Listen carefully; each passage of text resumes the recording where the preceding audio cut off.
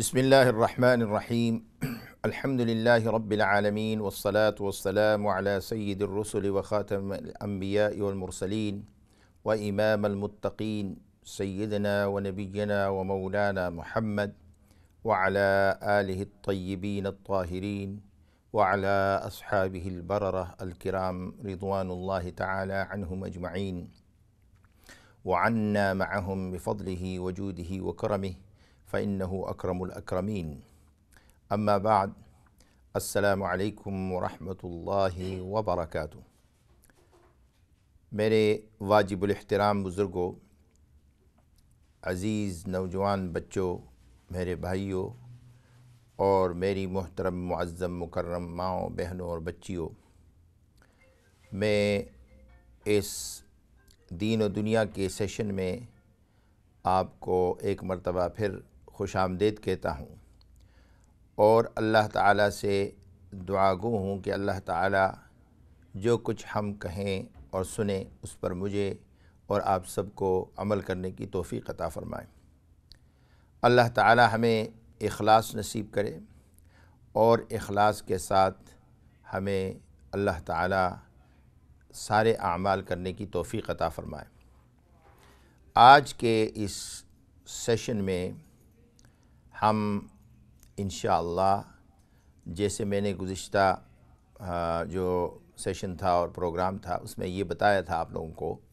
کہ الحمدللہ اللہ کے فضل و کرم سے ہم ایک ایسے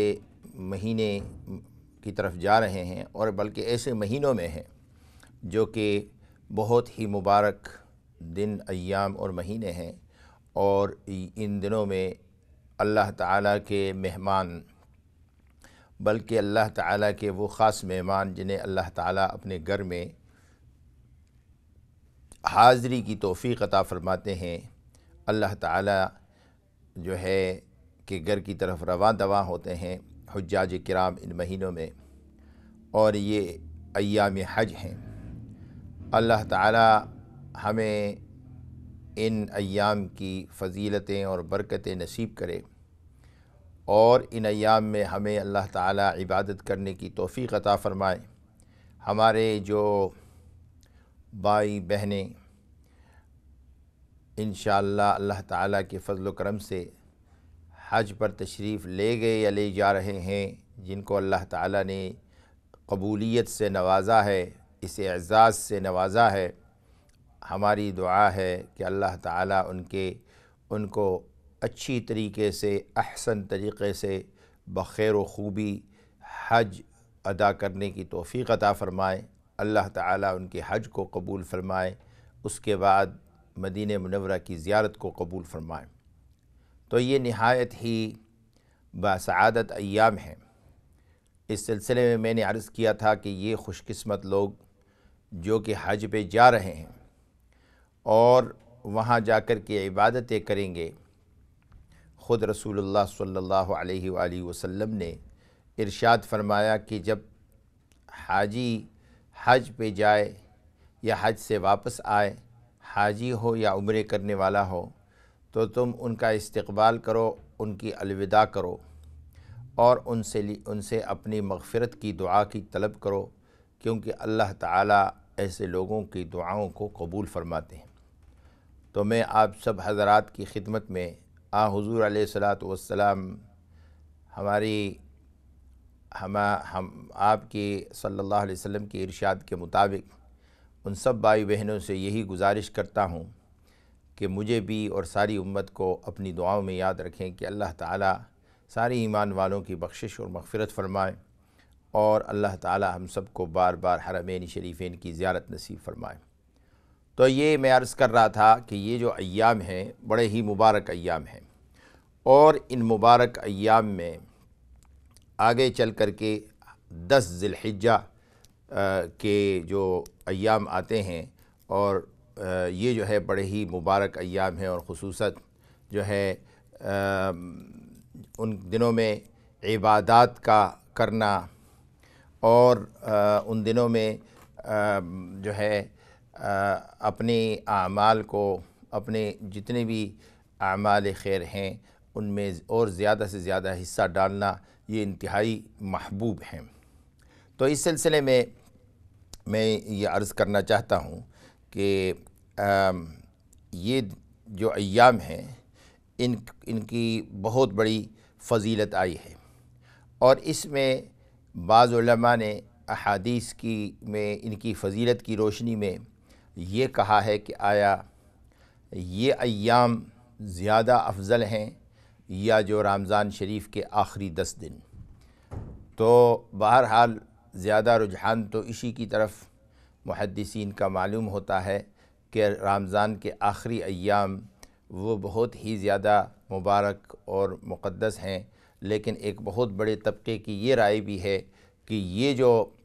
10 دن ہیں یہ بھی بہت ہی زیادہ مبارک ہیں، اللہ کے ہاں ان کی بہت بڑی جو ہے فضیلت ہے۔ تو عموماً یہ کہا جاتا ہے کہ ان ایام میں کیا اعمال کیے جائیں اور کیسے کیے جائیں، تو اس کے بارے میں آج آپ کی خدمت میں کچھ گزارشات عرض کرنی تھی۔ تو یہ جو ایام ہیں اس کی اللہ تعالیٰ نے ان کی تقدس اور ان کی فضیلت کی بہت زیادہ عظمت اور بڑائی بیان کی ہے۔ تو میں یہ عرض کر رہا تھا کہ اس کی وجہ یہ ہے کہ ان ایام میں علماء کرام نے لکھا ہے کہ اعمال کی فضیلت اور اعمال کا جو درجہ بلند ہو جاتا ہے، یا جو ذکر و اذکار ہیں، تکبیر و تحلیل ہے، ان ایام میں اس کی بڑائی، اس کی عظمت اور اس کی بلندی اور اس کی اہمیت اور اس کی فضیلت، اس پر درجات، یہ فرمایا کہ اس کی وجہ یہ ہے کہ ایک تو یہ ایام مبارک ایام ہیں۔ ان مبارک ایام میں اللہ کے مہمان اللہ کی سرزمین پر اکٹھے ہوتے ہیں، اعمال میں مشغول ہوتے ہیں، تکبیر و تحلیل میں مشغول ہوتے ہیں، قربانی میں، نسک میں مشغول ہوتے ہیں، اور جو لوگ دوسری جگہوں پر ہوتے ہیں وہ بھی ان اعمال میں ان کے ساتھ شریک ہو جاتے ہیں۔ تو اس طرح سے ایک شرکت جو ہے وہ معلوم ہوتی ہے۔ اور قرآن کریم میں اللہ تعالیٰ نے قسم کھا کر کے جو ذی الحجہ ہے، یعنی 10ویں ذی الحجہ کی 10 تاریخ کی جو فجر ہے اس کی قسم اٹھائی ہے، اور فرمایا کہ والفجر، قسم ہے ذی الحجہ کی 10 تاریخ کی صبح کی۔ اکثر علماء نے، مفسرین نے اس کو ترجیح دی ہے کہ اس سے مراد 10ویں تاریخ کی فجر ذی الحجہ کی ہے، اور بعض نے کہا ہے کہ اس سے مراد جو ہے ویسے ہی فجر کا ٹائم ہے جو انتہائی مبارک وقت ہوتا ہے، اور جو ہے اللہ تعالیٰ اس وقت انسانوں کی روزی میں اضافہ فرماتے ہیں، برکتیں دیتے ہیں۔ اور کچھ نے کہا ہے کہ اس سے مراد کچھ اور بھی ہیں، دوسری تفاسیر میں دوسرے اقوال بھی ذکر ہیں، اور فرمایا وَلَيَالٍ عَشْرٍ، اور 10 راتیں۔ اب یہ 10 راتیں جو ہیں یہ کون سی 10 راتیں ہیں؟ یہ آیا رمضان شریف کی آخری 10 راتیں ہیں، یا جو ہے یہ جو ہیں ذی الحجہ کی 10 راتیں ہیں؟ تو بعض نے یہ کہا ہے کہ یہ جو ہے رمضان کی 10 راتیں جو ہے اس کی طرف، اور یا جیسے ابن کثیر رحمہ اللہ تعالیٰ نے ذکر کیا کہ وہ هو العشر الاول من رمضان، کہ پہلی جو 10 راتیں ہیں رمضان کی اس کی طرف اشارہ ہے۔ بہرحال آگے چل کر کے والشفع والوتر، یعنی جفت اور طاق کے بارے میں تو فرمایا کہ اس سے مراد 10ویں اور 9ویں ذی الحجہ ہے۔ تو واللیل اذا یسر، اور جب رات چل پڑے یا چھا جائے، اور علماء نے اس کی تفسیر اقبال کے نام سے، یعنی اقبال اللیل کے نام سے کی ہے، کہ رات کی آمد کے نام سے کی ہے، کہ رات جب چھا جائے، اور اس سے بعض مفسرین نے مزدلفہ کی رات لی ہے۔ تو یہ سارے ایام بڑے ہی مبارک ایام ہیں اور بڑے ہی برکتوں والے ایام ہیں۔ تو 10ویں تاریخ جو عید کا دن بنتا ہے، اور یوم النحر بھی ہے جس دن قربانی کی جاتی ہے۔ اس دن منا میں ہزاروں لاکھوں کے تعداد میں حجاج کرام تکبیرات میں، طواف میں اور دوسرے اعمال میں مشغول ہوتے ہیں اور قربانی کرنے میں۔ اس لیے یہ ایک بہت بڑا عظیم دن ہے،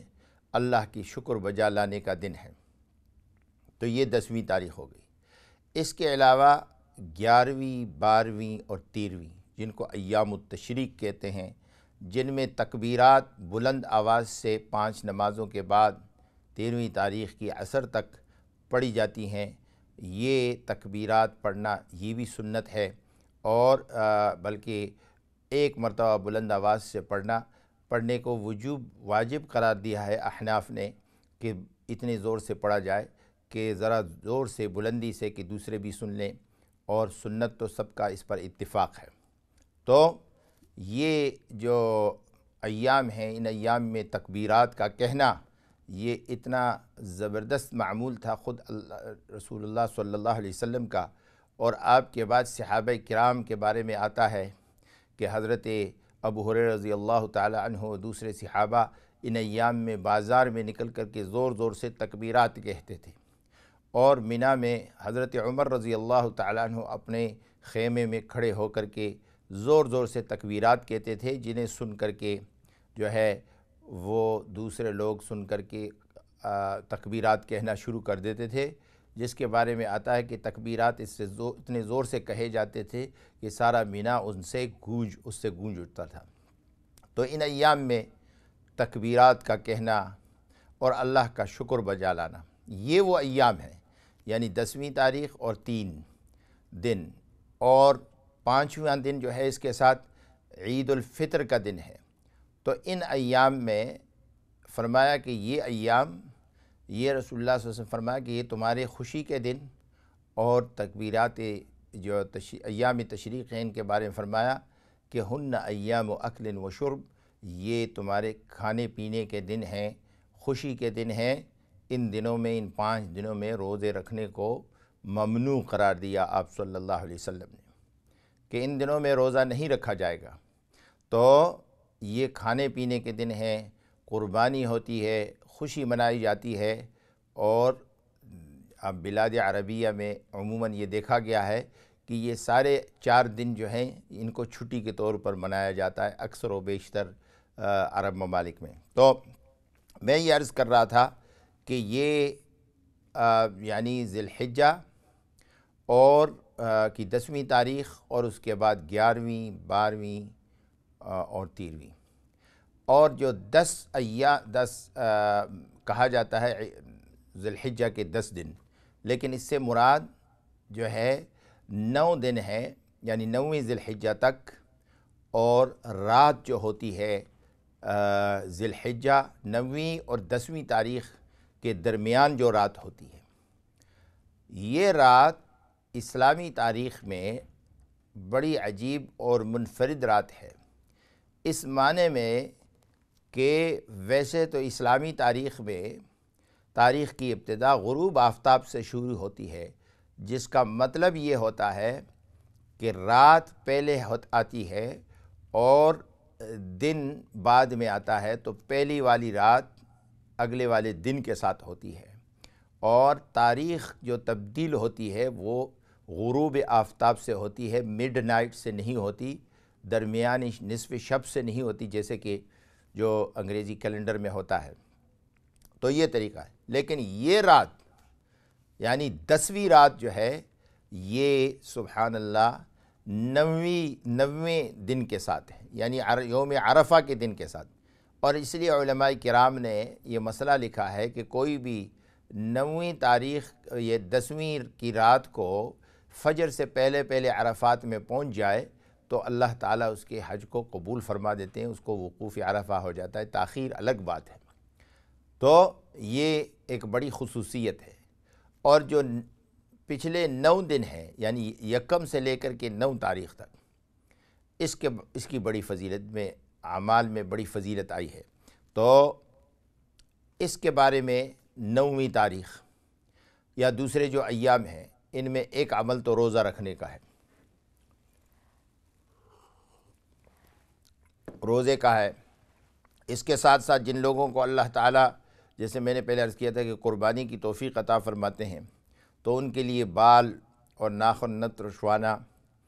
اور اس کے ساتھ ساتھ یہ ہوتا ہے ان لوگوں کے ساتھ مشابہت ہوتی ہے جو لوگ حج میں ہیں، احرام میں ہیں، اور جو ہے اللہ کے گھر میں کھڑے ہوتے ہیں، یہ ان کے ساتھ ایک مشابہت کا طریقہ ہے۔ تو اس میں ایک حدیث ان ایام کے بارے میں، پہلی بات تو یہ ہے کہ جو ہے نا قرآن کریم میں بھی ذکر ہے اس کا، اور اس کے ساتھ ساتھ احادیث رسول اللہ صلی اللہ علیہ وسلم میں۔ تو رسول اللہ صلی اللہ علیہ وسلم کی پہلی حدیث اس سلسلے میں یہ آتی ہے کہ ما من ایام العمل الصالح احب الی اللہ تعالی من هذه العشر الاواخر، ما من ایام العمل الصالح احب الی اللہ تعالی، یعنی ایسے کوئی دن نہیں جن میں نیک کام، اس میں ذکر ہے، اس میں جو ہے تلاوت ہے، اس میں مسجد میں بیٹھ کر کے اللہ کو یاد کرنا ہے، اس میں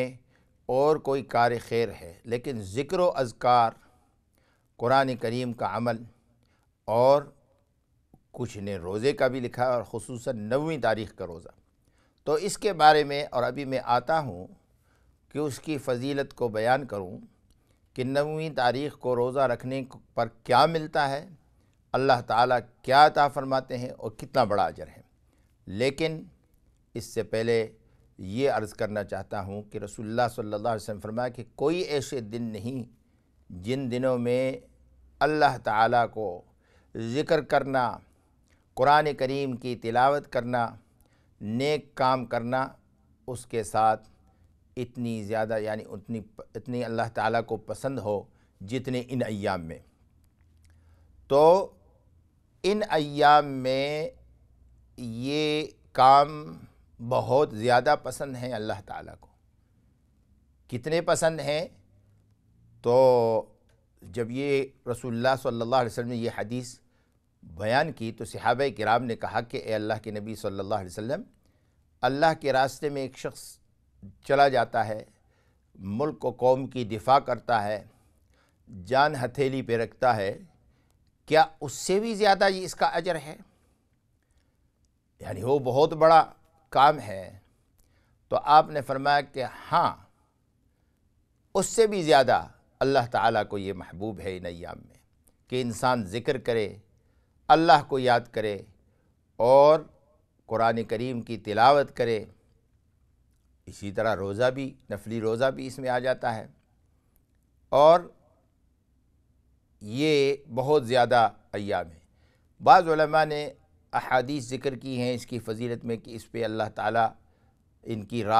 راتوں کو جاگنے پر کتنا ثواب اور اجر عطا فرماتے ہیں، لیکن بے انتہا ثواب ہے اور اجر ہے، اور ظاہر ہے کہ اگر اس تفصیل میں جائیں تو بہت زیادہ وقت لگ جاتا ہے۔ یہ ایام بڑے ہی مبارک ایام ہیں۔ ہاں، رسول اللہ صلی اللہ علیہ وسلم نے فرمایا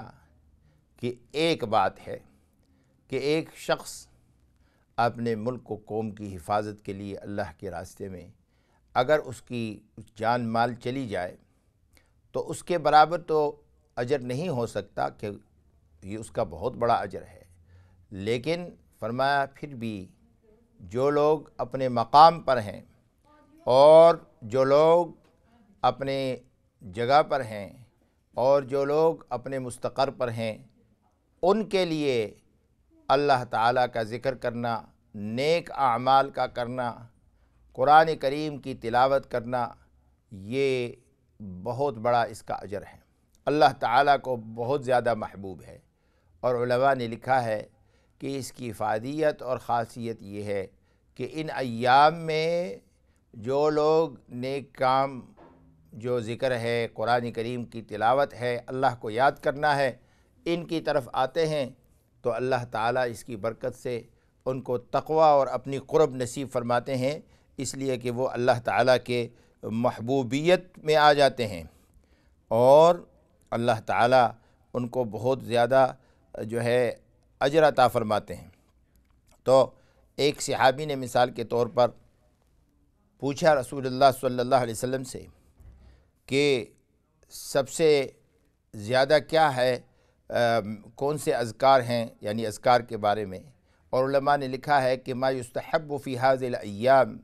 کہ ان ایام میں کون سی وہ چیزیں ہیں جو اعمال صالحہ ہیں، جو بہت مستحب ہیں اور جن پر بہت زیادہ اللہ کے ہاں اجر ہے۔ تو سب سے پہلے تو نفل نمازیں ہیں۔ تو نفل نمازیں یعنی انسان فرائض جب پڑھ لیتا ہے، فرائض میں تو اس میں کوئی سوال کی گنجائش نہیں ہے، اور ہر مسلمان سے یہ توقع کی جاتی ہے کہ وہ جو ہے اپنی فرض نماز ہرگز نہیں چھوڑے گا اور نہ چھوڑ سکتا ہے، اور کیونکہ یہ ایک فریضہ ہے اللہ کی طرف سے۔ اب جب فرائض اور سنن کو مکمل کرے تو اس کے بعد فرمایا کہ والاکثار من النوافل، اس کے بعد نوافل نمازیں ہیں۔ اب نفل نمازوں میں مثال کے طور پر تہجد ہے جو سب سے زیادہ افضل نماز ہے، انبیاء علیہم الصلوات والسلام کی نماز ہے، اور رات کی نماز ہے۔ بعض علماء نے یہ کہا ہے کہ بھئی نصف شب کے بعد بھی پڑھ سکتے ہیں،